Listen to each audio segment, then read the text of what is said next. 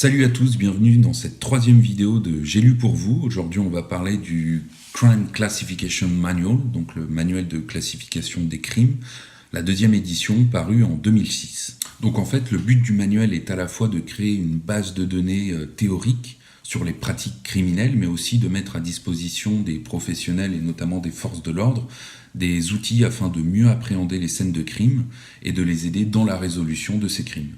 Alors ce livre a été écrit par 4 personnes, on va s'intéresser particulièrement à l'une d'entre elles, c'est John Douglas. Il intègre le FBI dans les années 70, d'abord comme tireur d'élite, puis comme négociateur.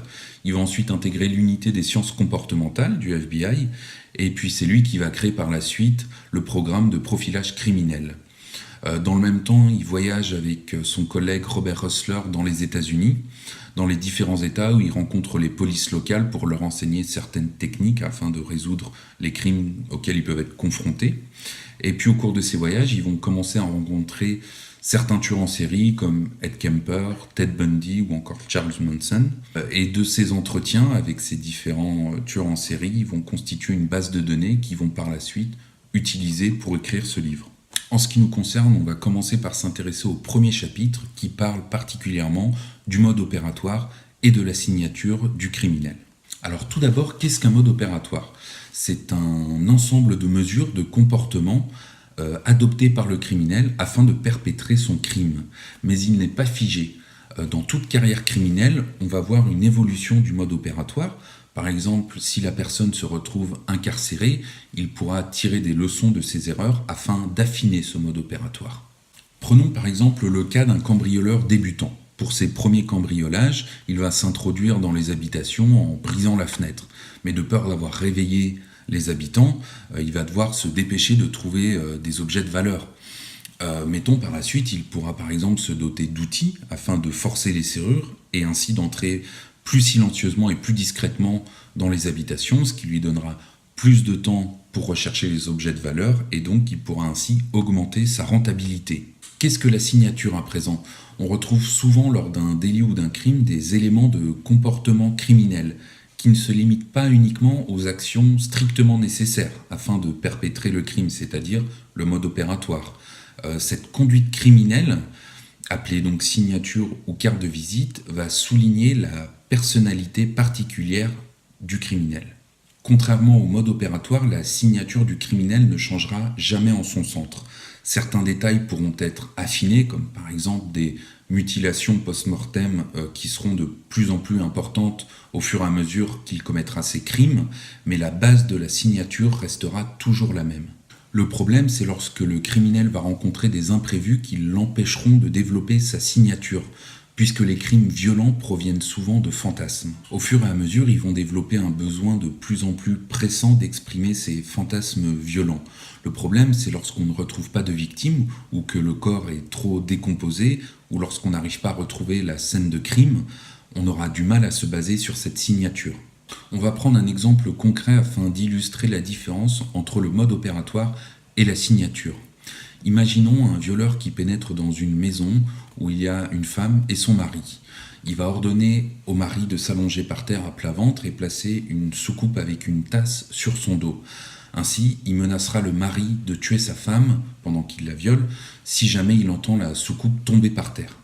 Là, on a l'exemple d'un mode opératoire développé par le criminel afin de contrôler une potentielle menace. On va prendre à présent l'exemple d'un autre violeur qui va pénétrer dans une habitation où se trouve une femme et dont le mari est absent. Il va ordonner à cette femme de téléphoner à son mari et d'inventer une excuse afin que celui-ci revienne à la maison. Il va par la suite attacher le mari à une chaise et le contraindre à assister au viol de son épouse.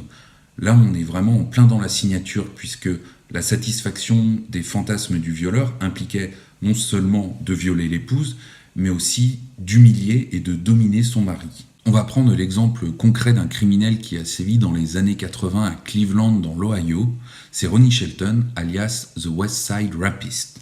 Lorsqu'il a finalement été arrêté, Ronnie Shelton a été reconnu coupable de 49 viols, 29 cambriolages aggravés, 18 agressions criminelles, 60 accusations d'imposition sexuelle flagrante, 12 enlèvements, 19 accusations d'intimidation, 3 coupures de ligne téléphonique, 2 vols et 27 vols qualifiés. Il a été reconnu coupable de 220 chefs d'accusation et le juge lui a donné une peine de 3198 ans, soit la plus longue peine jamais enregistrée dans l'État de l'Ohio. Le mode opératoire de Shelton était de pénétrer dans une maison par une fenêtre ou un patio qui donnait sur, par exemple, des buissons dans lesquels il pouvait se dissimuler. Il était tout de suite très menaçant et très violent envers sa victime, la jetant au sol, lui mettant un couteau sous la gorge. Il convainquait ensuite sa victime qu'il n'était pas là pour lui faire du mal, mais seulement pour la voler. Et une fois que la victime s'était calmée et que Shelton l'avait sous contrôle, il redevenait tout de suite violent en lui ordonnant de ne pas le regarder et il la menaçait de la tuer si jamais elle appelait la police. En fait, c'est dans son approche verbale et la nature des agressions sexuelles qu'il commettait que la signature de Shelton était évidente. Il était exceptionnellement vulgaire, verbalement très dégradant envers ses victimes. Sans rentrer dans le détail, il avait aussi des rituels bien particuliers concernant les agressions sexuelles. Je ne rentrerai pas plus dans le détail, j'ai pas envie de me faire censurer par YouTube. Et puis il y a un paquet de trucs assez dégueulasses. Si vous avez envie d'en savoir plus, Google est votre ami. Mais en tout cas, la combinaison de tous ces actes constituait la signature de Shelton. On va prendre un deuxième exemple, c'est celui de Steven Pennell, un tueur en série qui a tué au moins 3 victimes dans le petit état du Delaware et qui est considéré comme un sadique sexuel. Son mode opératoire était en fait d'utiliser du ruban adhésif et des ligatures afin de contrôler ses victimes pendant qu'il les torturait et il les tuait ensuite à coups de marteau. La signature de Pennell se voyait en fait à la nature des blessures infligées à ses victimes. Il ciblait les mêmes zones, c'est-à-dire les seins, les fesses, en les pinçant et les frappant à l'aide d'outils. Pennell maintenait ses victimes en vie pendant qu'il les torturait, puisqu'il tirait une satisfaction sexuelle de leur réaction face à la torture. Par ailleurs, les autopsies ont révélé qu'aucune des victimes n'avait été agressée sexuellement. Les victimes de Pennell ont aussi été retrouvées avec des marques de ligature autour du cou, puisque la réalisation de son fantasme sadique impliquait de serrer ses ligatures autour du cou de ses victimes jusqu'au point de les quasi-étrangler, même s'il ne les tuait pas de cette façon.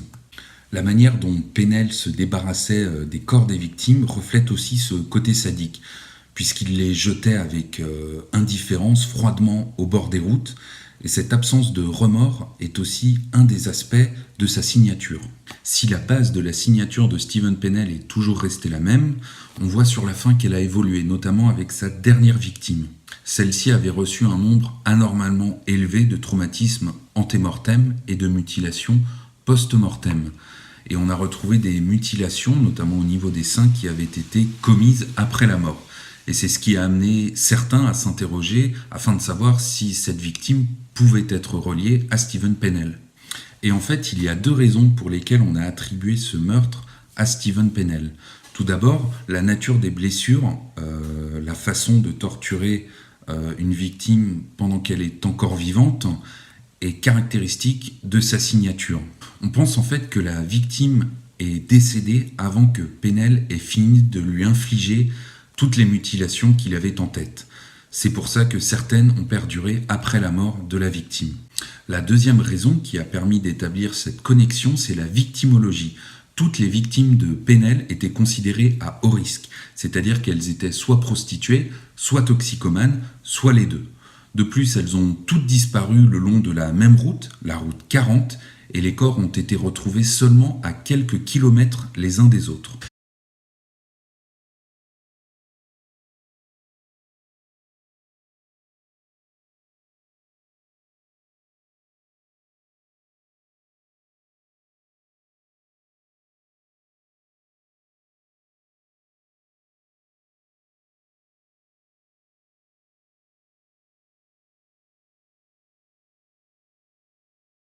Voilà, j'espère que cette vidéo vous aura plu. Si c'est le cas, n'hésitez pas à aimer, partager, à me laisser vos impressions dans les commentaires.